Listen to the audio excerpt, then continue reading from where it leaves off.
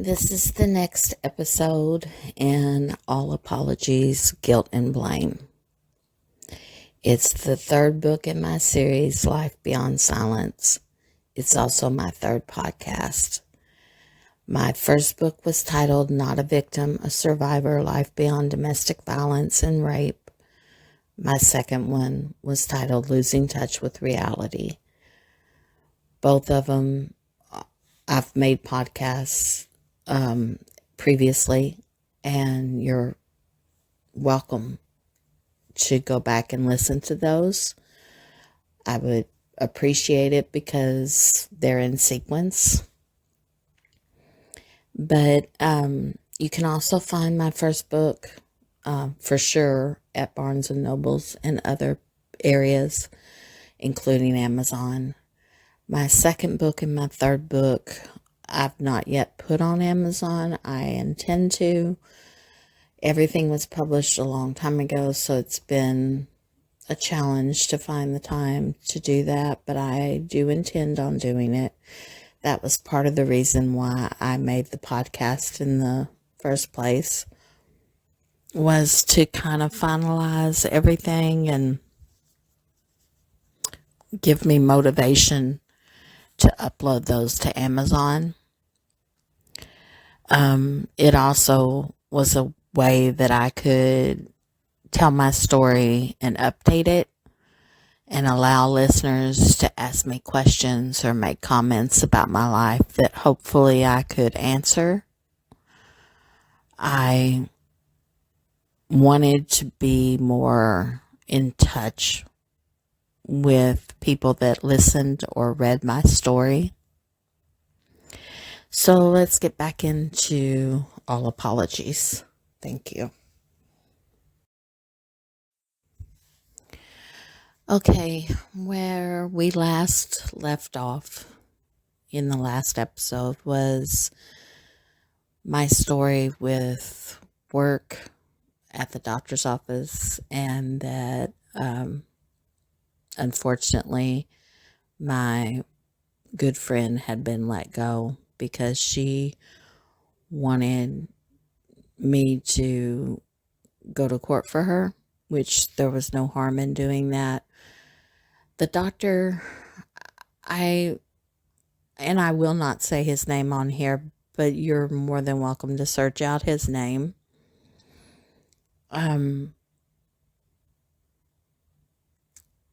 It was challenging to work for him, to say the least. I enjoyed my work, but he was unstable. And it was very challenging. I'll just kind of let you be the judge of that going forward. So I don't tell this story much. The main part of the story has been online forever on a government Kentucky site, because when she left that day, she said, if you don't do something, I'm going to do something. And what she meant was the doctor had been extremely greedy and doing something underhanded for years. And I knew when she left, it was time. Me and her had talked about it several times, that I knew more than most people because I worked for him for so long, and I had known the ins and outs of his billing practices, his work practices, things like that. And she was right. I did know everything. And she said, I don't know as much as you. She had also said that I should be the one to do it because I had nothing left. She had her kids, her ex. She had reason to stay in the area. Her whole family was there. Me, I had family around, but she was right. JK had already left me, and I was alone, and I was renting a home, but it wasn't like after I did this, I was really going to have a job. And she was right. I should stand up and do something. I think prior to her working there, it's not like I had known that I should do something. It's just that, you're scared. When you're working in an environment that is dysfunctional, you're scared to speak up. And I am a voice now for whistleblowing.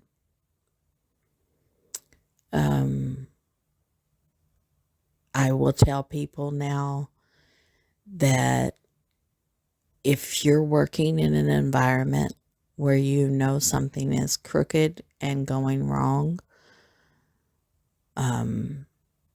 whether it's greed or, I'm sure there's many other avenues, but if you feel like you should say something, and then I'm not speaking for everybody that was just frozen like me, because you need the paycheck. You need to work. You need to pay your bills. And you're scared of what the repercussions are going to be. Because let's face it, whistleblowers are blackballed all the time. Like, who wants to hire somebody that says, oh, by the way, I blew the whistle on a previous employer? Who wants to do that? Nobody. So it's something that's kept in the secret unless it's found out. And then it comes to a head, and some employers might look at that as being a good quality. Some employers would not. And here's the thing. I think most employers do some little something that could be misconstrued. Whether they up prices that shouldn't be upped, whether they don't report certain things. I think most employers have some little underhanded thing. They know somebody that knows somebody, and they get something off the black market.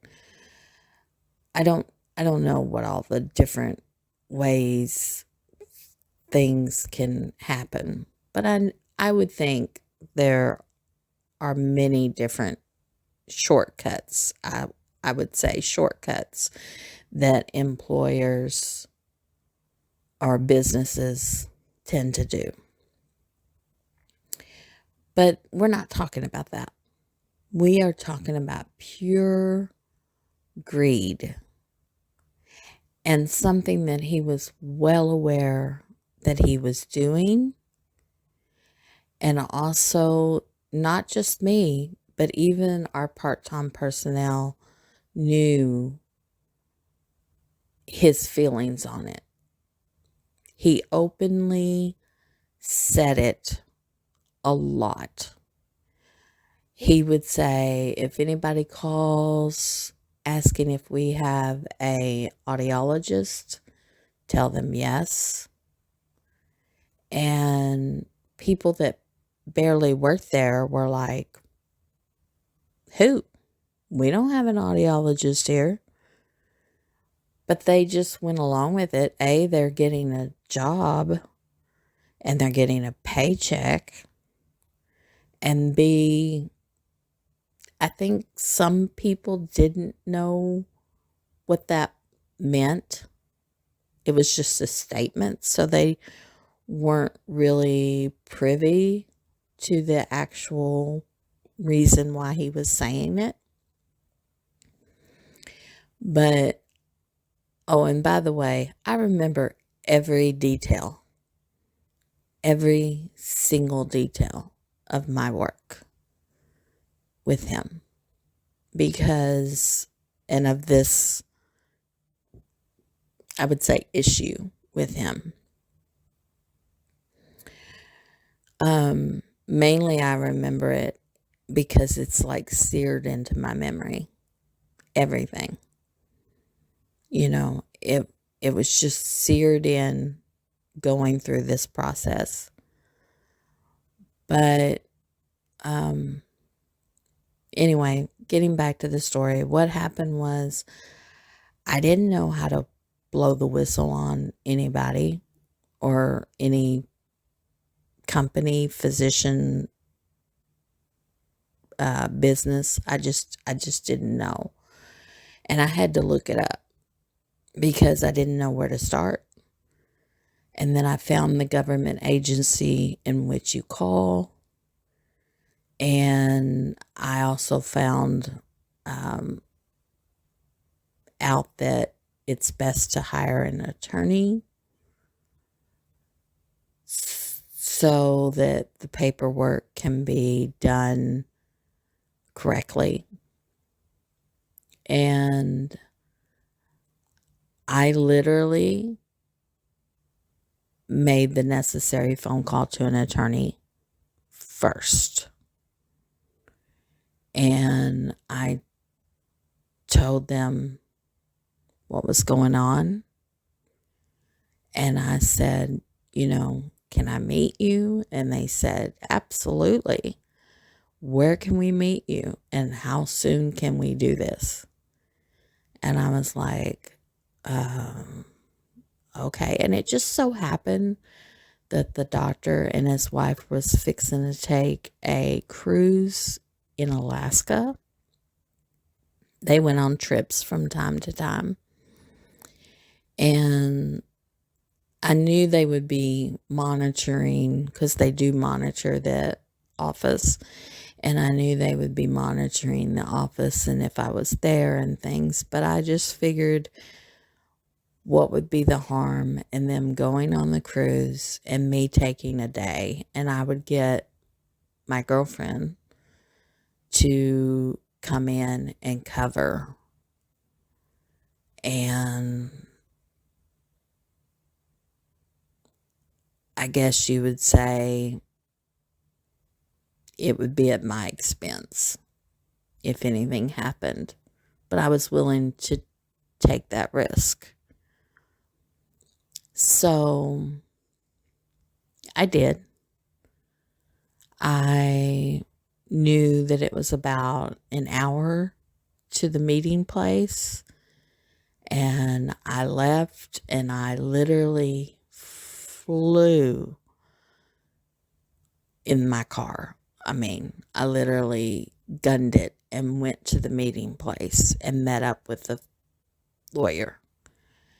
And my lawyer was exceptional. It did cost an arm and a leg to have that kind of a lawyer, but it was worth it. And my lawyer was an exceptional lawyer.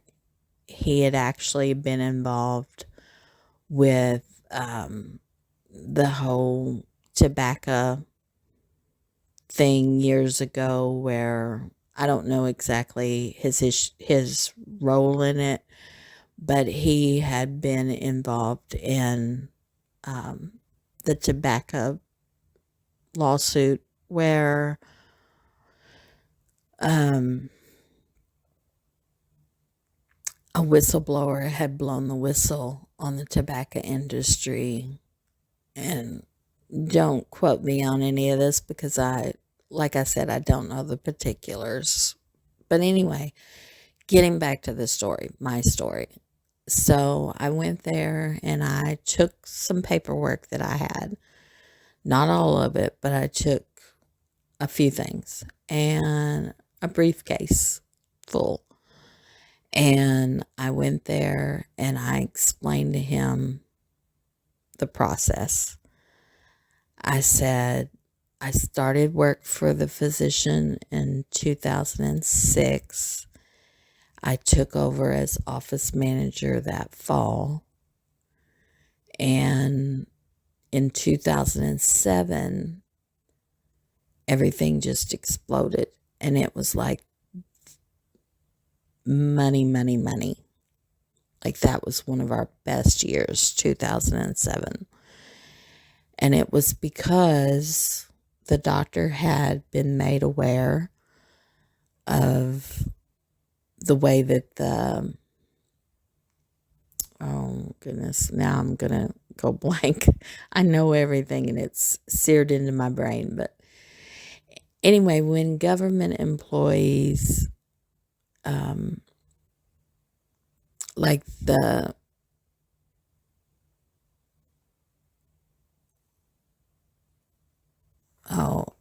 it's occupational workers, when they are working in an environment that destroys their hearing, they are sent by a third party to get an evaluation. And they get an evaluation by a physician, an audiologist, not an audiologist, an ENT, on the destruction of their hearing. And they're given ratings, and it's supposed to be a ENT that is not got basically a stake in the matter, a non-committal ENT that just gives an honest report. And at first, he had been doing something like that. But by the time I had got there, he was getting more educated on the process. And I had showed him the website and how the website gives information on what's available as far as funds once that person is approved for hearing aids. And the thing about this ENT is and most ENTs, not just him, but most ENTs do have someone in their office that dispenses hearing aids. That way, in case somebody comes in for a hearing evaluation and they find out their hearing is gone, they can also purchase hearing aids. That's common. That's a very common practice with ENTs. So, the doctor realized right away that he had an ability to not only get the person the determination that they had hearing loss, and that way the occupational workers' compensation could award them loss of hearing, which they would get funds for. But the compensation would also authorize hearing aids up to this certain price. And to make a long story short, he was able to work that. He was able to set that up. And I'm not saying that most of the people that he saw did not have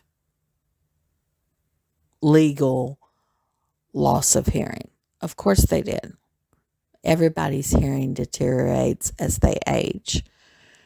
And if you work in an occupational employment that has loud noises and stuff, of course, this is a factor. That's why they set it up in the first place. But what ended up happening is he could not only have a hand in that,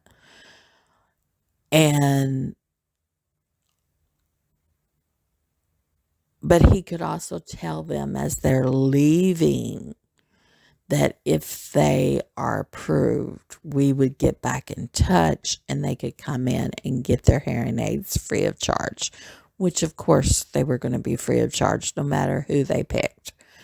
But these people were aware that it's like a one-stop shop.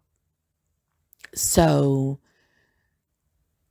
when they were awarded, you could go on the website and it would show that they had been approved for hearing loss and that they could get hearing aids up to this price. So then he would have me call them and set them up an appointment to come back in and get their hearing aids. And the patients would come back in. They would be sold hearing aids.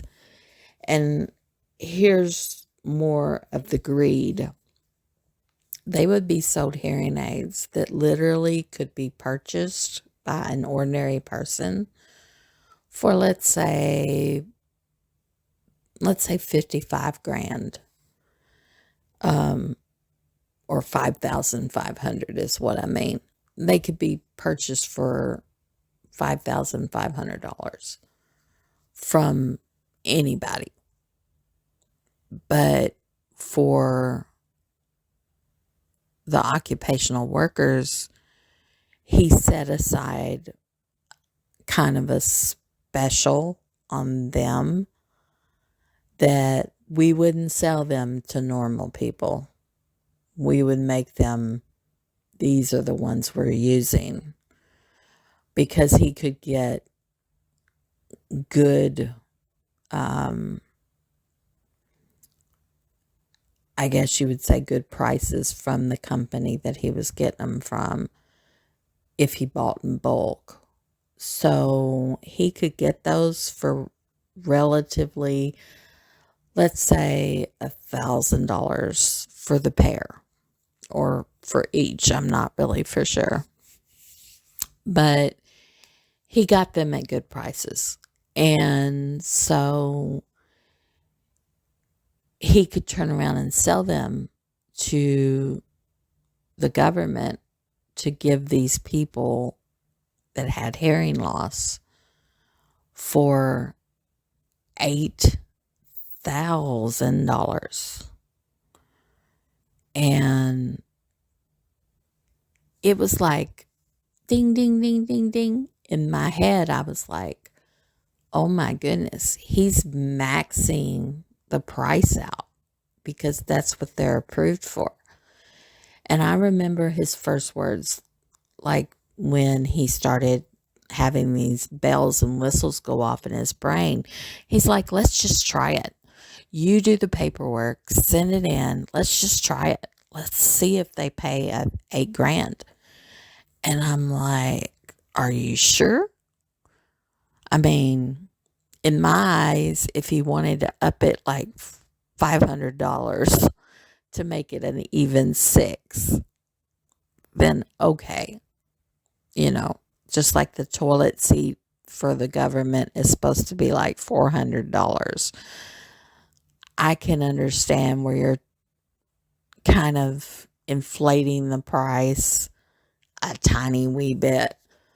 But to me, it was like you are over the hill and back again. And he upped it to 8 grand, and sure enough, ding, ding, ding, the website said it was approved. We immediately got a check showing that they paid for it, and he was over the roof. He was like, oh, this is what we're doing. And he said he developed this kind of way we would do it. He's like, okay, so they'll come in from the third party to get the evaluation. And he's like, we'll do the evaluation. We'll give them a coffee cup. We will, pat them on the back and say, yes, you have hearing loss. We'll send them the paperwork. As soon as you're approved, we'll give you a call. We'll set you up. You'll get your free hearing aids from us, and we'll do anything you need to do, like as far as tweaking it and making it the way you want it. We'll do that for free. Well, technically, that comes with the whole ability to buy hearing aids in the first place.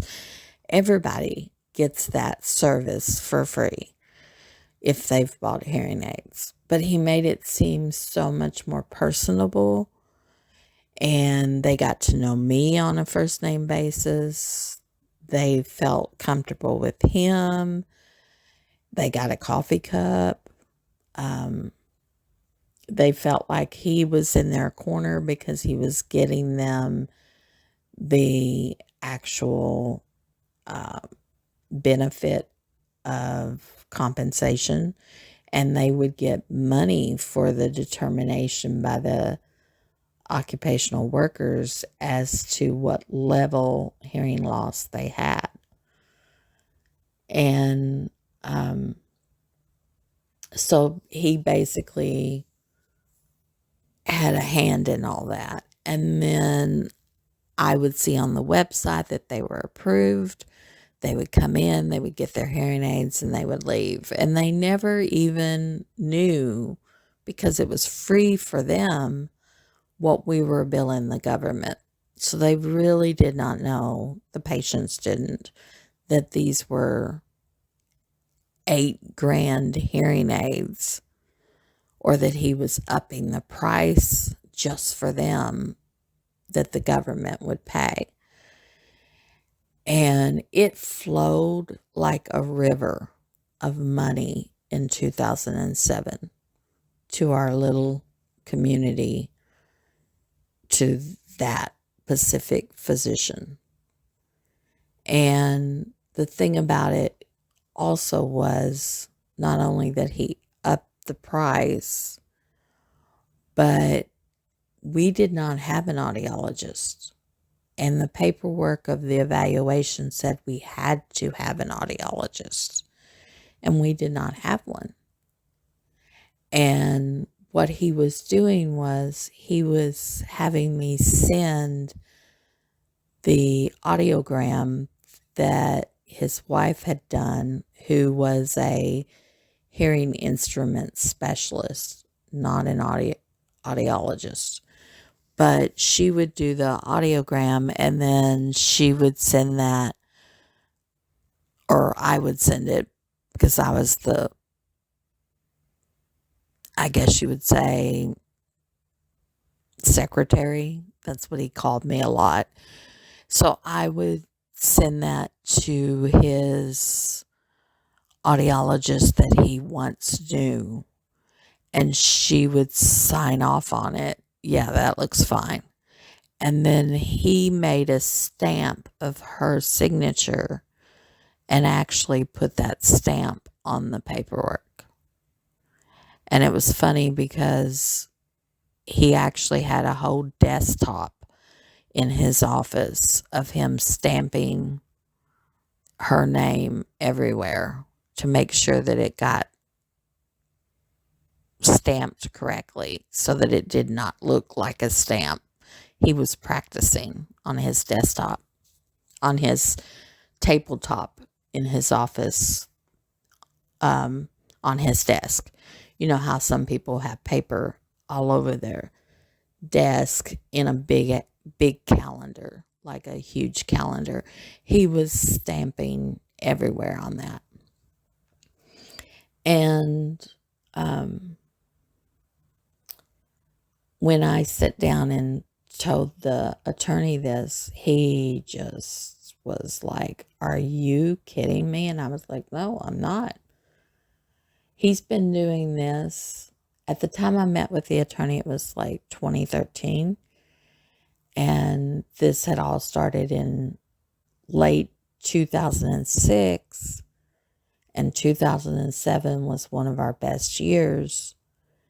And to try to make a replication of 2007, which we did have several years that were extremely high years. I'm talking our little community with our physician was doing numbers that were extraordinary for hearing aid business. But he later, after 2007, had decided that we needed to go bigger. So what we would do is go through all of our previous people and any of those that fit the bill that had not come in to see us and get their free hearing aids, but that had been approved because I was checking them on the website. He would send them letters saying, you know, you came in, you got your evaluation from us, you are allotted hearing aids every 3 years. It's been long enough. We can get you new hearing aids. Top of the line. I don't remember what he put in the letter, to be honest. But he was, in my opinion, working it. Working the system, working the patients to get every one that he could possibly get. And in his opinion, it was like, we'll make a Rolodex, basically, that we will add to, and we will, if they die, we'll take those out, but we will make it so that every 3 years we are on the money with getting them a new pair and replenishing that $8,000. And I was floored. But if I tried to say something, because I told him, you know,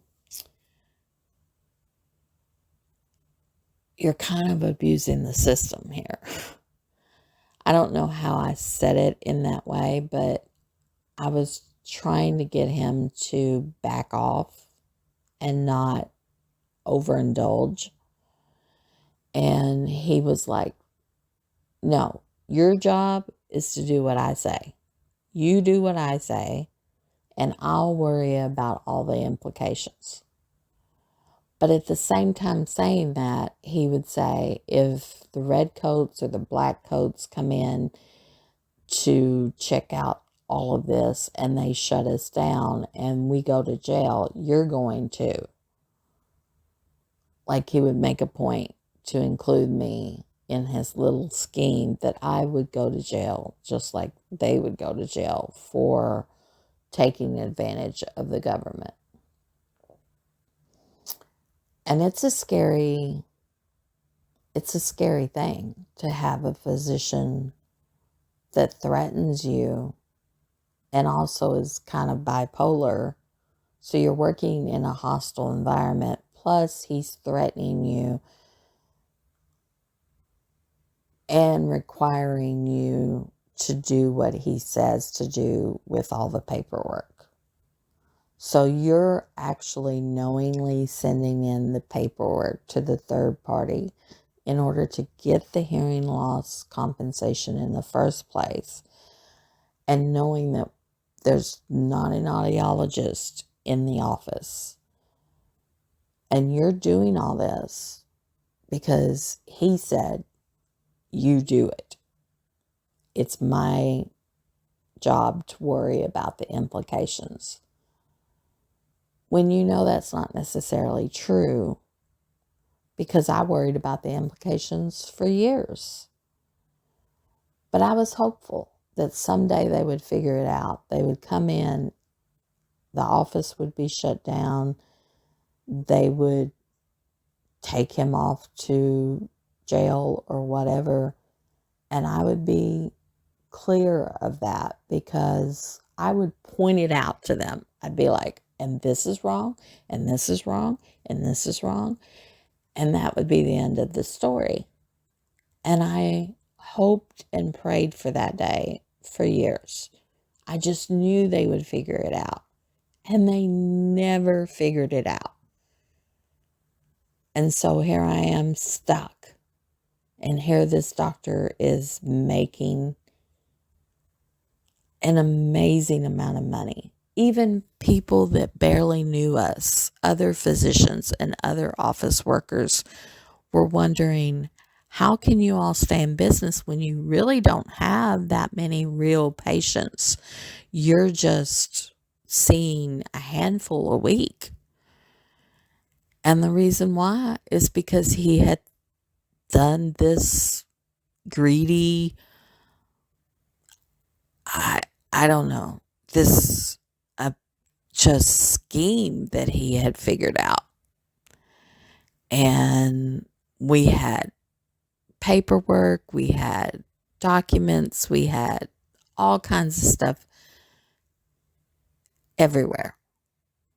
And I snatched a lot of it up for backup for me so that I could give them to the black coats, which is what he called the government coming in to go through his stuff.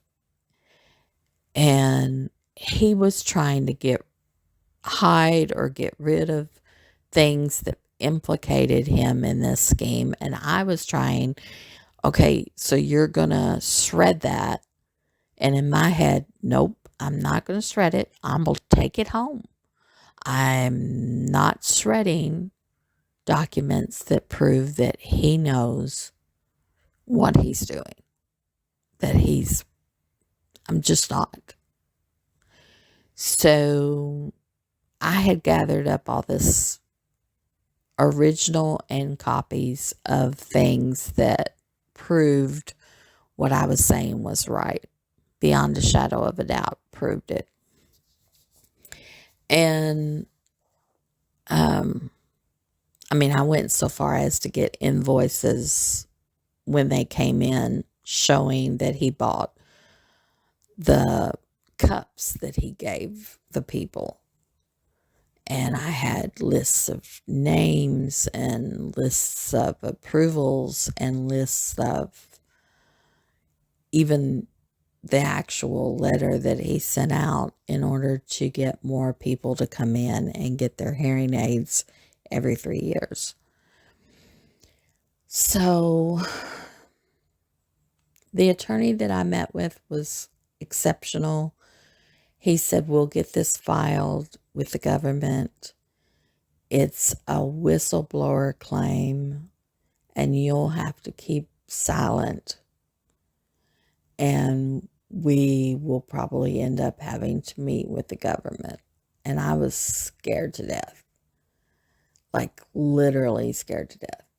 Oh, and by the way, thinking now about it, it wasn't, I went on an off day to meet with the attorney. It was the government appointment that I set up with the government that I had left the office, and she had stayed for me to make appointments and do normal paperwork. And I had gone that day because it was a longer trip. I'm pretty sure that's the way it worked. That was the day that I took off to the government office for the state of Kentucky. And I had to give a deposition and give my statement to all of them. And I don't know that it was called a deposition either. It was just me giving my statement on record. And they recorded it. And my attorneys were there. The attorney general's person was there. I don't know if it was, I don't know their titles really, but they were different government heads. And there was even one from the OWCP. There was, I think there might have been an FBI agent. I don't remember who all was there. Just a lot of people. There was like 6 people on one side of the table and just me and my attorneys on the other side. And my attorneys weren't shaking in their shoes, but they knew I was. And so my attorney said, just answer their questions, be you, and do what you did with me. Just tell everything. And I literally did. And I remember their faces. I remember them looking at me like, oh my gosh. Like, and they asked good questions, but I remember them saying, so basically he just didn't think you understood the process, or you were too stupid to catch on, or too stupid to do anything about it. And I was like, yeah. I mean, I think he knew I was smart enough, but I think he just didn't think I would ever do anything. I was getting paid. And my attorney had previously told me that was his biggest mistake. Like, he could have, even they said, he could have been sending you on trips, paying for you a car. He could have been doing tons of stuff to give you a reason to keep quiet, but he didn't. He didn't do all these, crazy things. And he was just counting on me being quiet because I was getting paid. And he said that's where he really went wrong. Like, really, really went wrong. Because anybody in their right mind would have thought, no, she has to be super happy because she knows that if we're buttering her bread on both sides of the bread, she needs to keep her mouth shut. But that wasn't happening. Yeah, I mean, he, even right up to the very minute I went to see the government, he had at most offered me like $100 when he got paid. I don't know, like something that came through the office. He'd said, well, here's $100. You can just call this a bonus. But that's nothing. That's like nothing. So he was like, yeah, he'd toss me a 20 or he'd toss me 100, but it didn't even come up to, let's say, $500 for the whole time that I worked there. It probably was somewhere between 4 and 500 that he had ever given me as a, oh, here, take this. It's cash. And I don't really need it. That kind of a thing. But no, the government and my own attorneys felt like he really missed the mark. And so I had no reason to be loyal in any way. And plus, the fear factor was there. It'd been such a hostile work environment. They couldn't understand why somebody would scream at you one day for, I don't know, losing a piece of paper or whatever, and then know in his head you're screaming at a person and making work extremely hard for them, the work environment extremely bad for them, and yet you want them to continue to keep your secrets. Like, that's insane. But I said my story. I told everything. I told how he built it. I told how he, had this system that was like to work like clockwork, and it did. And nobody was catching on. Even when somebody from the other side, the government, would ask questions, he would say whatever he had to say. And it would work, because you got to think the person asking questions was just, I don't know, simple questions. They weren't like, oh, we're going to end up coming over there to verify with your audiologist or whatever. Nobody did that. It was like, just, are you sure that this hearing loss is not caused by shooting guns? Are you sure you can determine it over and above what it should be? It was just questions. And he could just answer the questions, have me fax that in to that person, and call and make sure that they got it.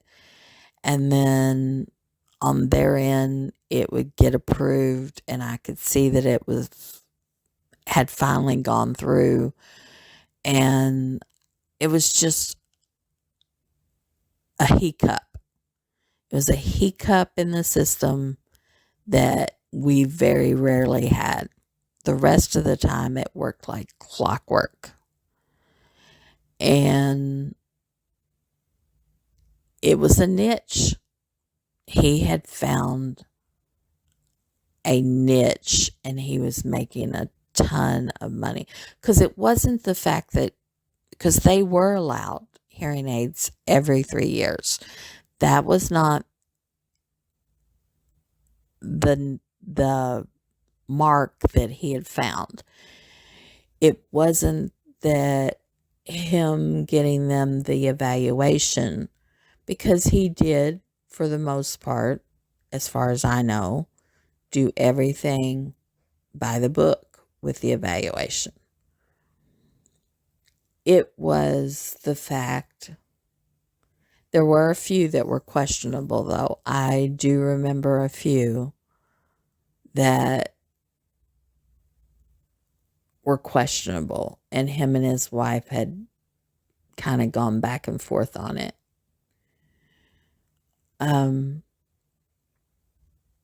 But I don't remember the particulars. But that wasn't in question. The main focus was the fact that, A, we did not have an audiologist in-house. An audiologist was not the one performing the government evaluations in order to get them compensation. besides that, the other main focus, was the fact that these hearing aids could be sold to a regular person for like 5,500, 5,500.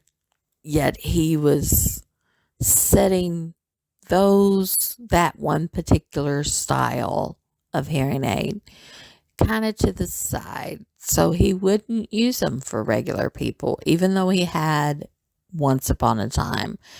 He would solely use them for the workers' compensation patients, and he would charge the government $8,000 for them, which is a huge markup. And so that was an issue. So it was the fact that the audiologist wasn't in house and the fact that he did a markup. And the fact that he built a system in doing it overall was kind of an issue too. Because if you came in and got your evaluation and then we watched the website for the approval and then they come in to get their hearing aids, there's kind of a reason there for him to manipulate the system, because one hand is in it and that one hand can manipulate it so that the other hand, the hearing aid part, gets the actual money. So there's that too. And anyway, there's a lot probably more to it, but I did my best to tell everything. And they told me, okay, at the government meeting, they said, okay, so go back to the office, do what you normally do, don't say anything to anyone, and we'll start the process. But they told me it's going to be a minute because there's a huge amount that they have to do to get what they need to confirm it. I was like, okay. So this was the beginning of 2014. And I was thinking when they said, go back to the office and wait this out, that, I don't know, by the middle of 2014, there would be like this massive shutdown of the office and they would, I don't know, do whatever it is that they do. I just figured it's going to take a while, maybe 6 months, maybe a year. My attorney said it could be longer. And I was like, what?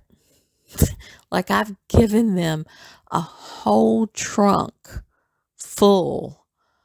Like, by the time the paperwork had all filtered to the government, it was a huge amount of paperwork that I literally gave them, including things that had been run through the shredder.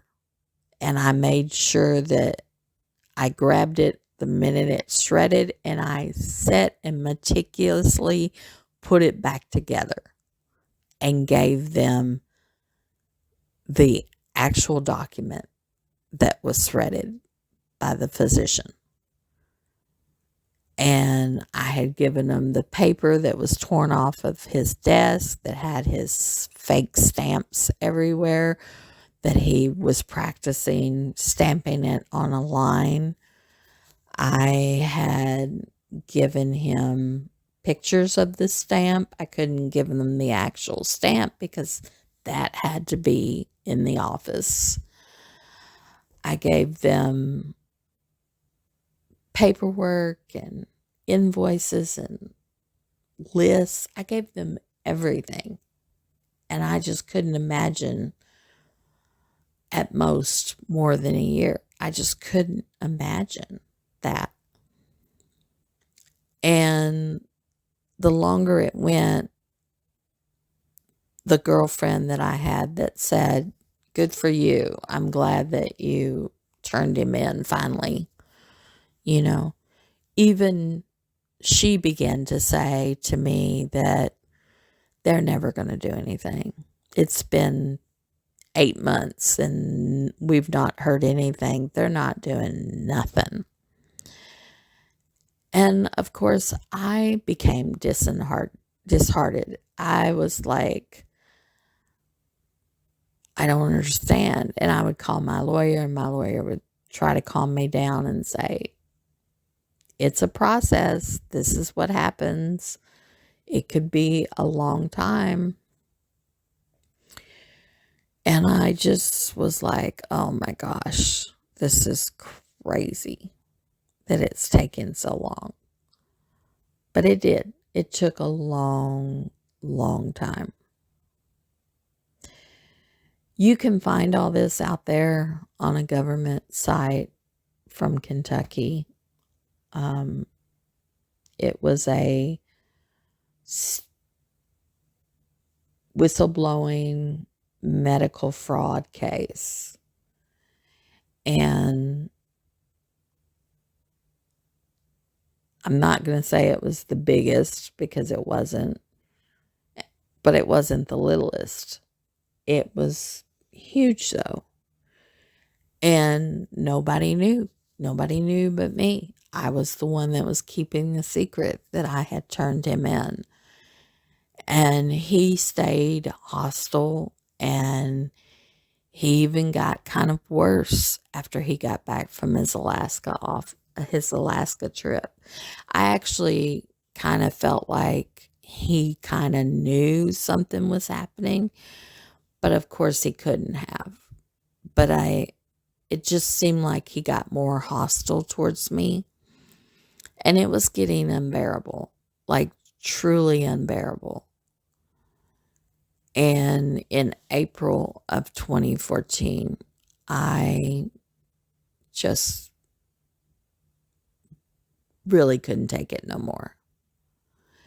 And I had made the mistake of asking his wife if there was any way that I could just go my way and he would give me a letter of recommendation and I could just be, I don't know, phased out, I guess. And I was just trying to tell her that he was unbearable to live with, mainly. It's not like I wanted to lose my job. It was mainly that I wanted him to stop, and that eventually maybe he could help me get on with a different doctor or something, and I could just be phased out. I was just trying to get him to ease up on me. And instead of that happening, I guess she ran and told him, and the next thing I know, he was really just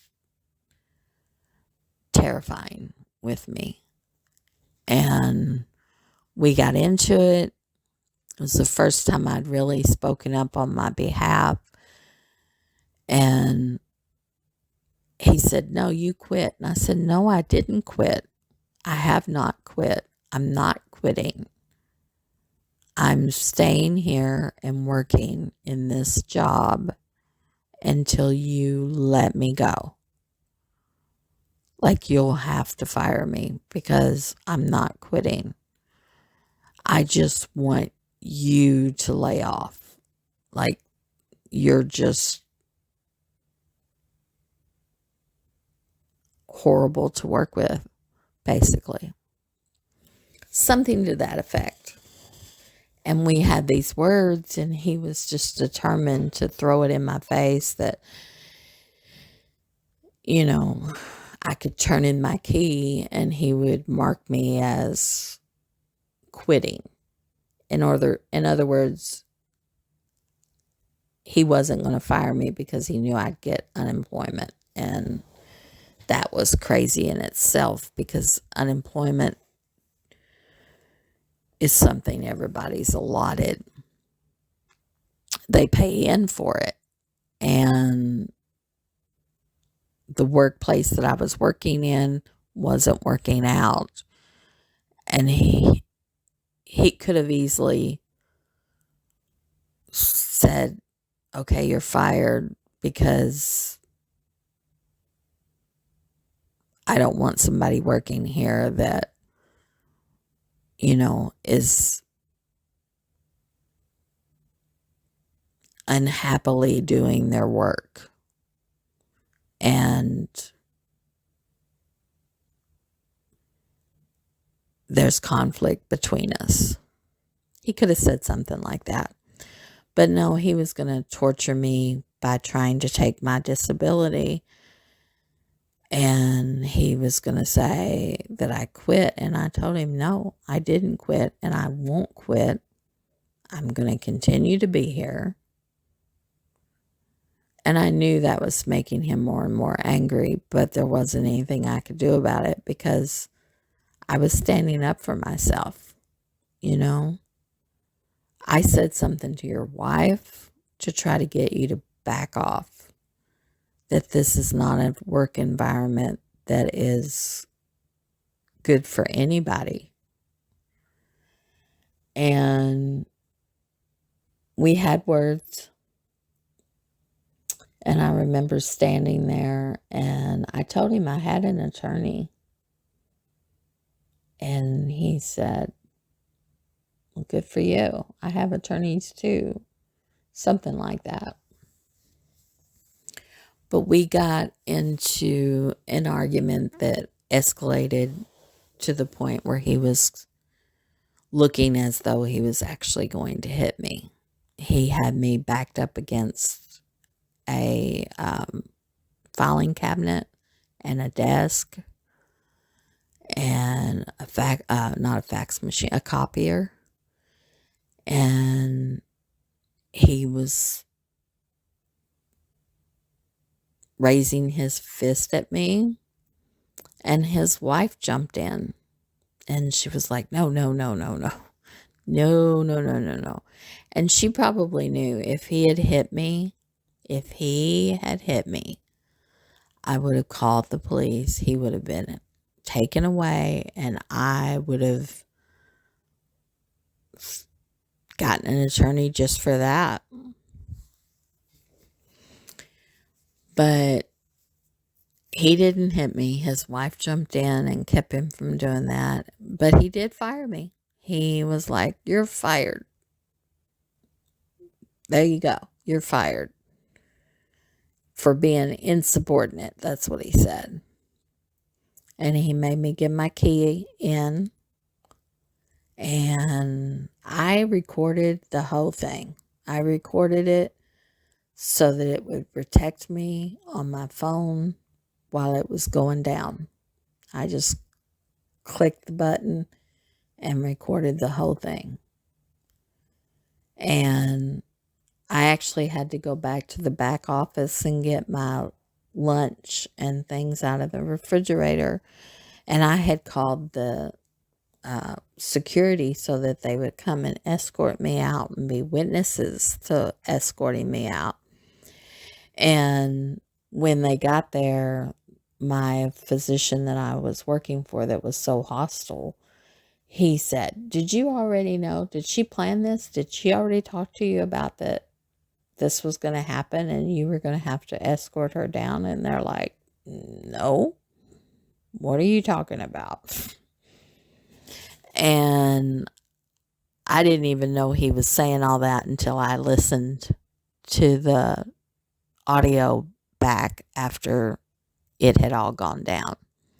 And I thought that was kind of funny that he thought I planned him firing me. Of course I didn't. I knew that I had said that to her, which I was regretful for saying it because I knew she would go and tell him that I was unhappy and that I was going through this, living in a hostile environment with him, and that I didn't know how long I was going to have working for him. That it was excruciating. And she went and told him, and he blew up and said, "Okay, so you're quitting." And I was like, "No, I'm not quitting." And then next thing you know, he's threatening to hit me, and he's she's pushing him away and keeping him from doing that. And then he does fire me. It came to a head and he fired me. Did I know it was going to go down like that? Absolutely not. I did not know. But I knew he had nothing but hostility towards me. And I knew that it was coming to a head. And that was the day. And I remember after I left with the security, I called my attorney and said, "I'm no longer working there. He fired me." And my attorney said, "Well, in a way, that's good because it's over for you. Now you just got to wait for the government." And like I said, I thought by the end of 2014 that it was going to be done and I was going to see how it ended.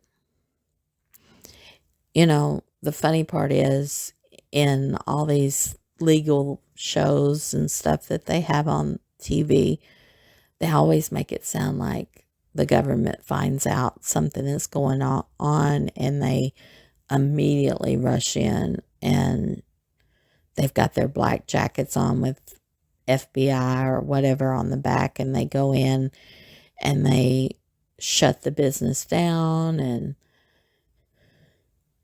there's, legal proceedings, things like that. They make it so dramatic. But in real life, especially after going through a whistleblower situation, you learn that no, that's not how it plays out. Maybe for some it does, but not in my case. In my case, it was like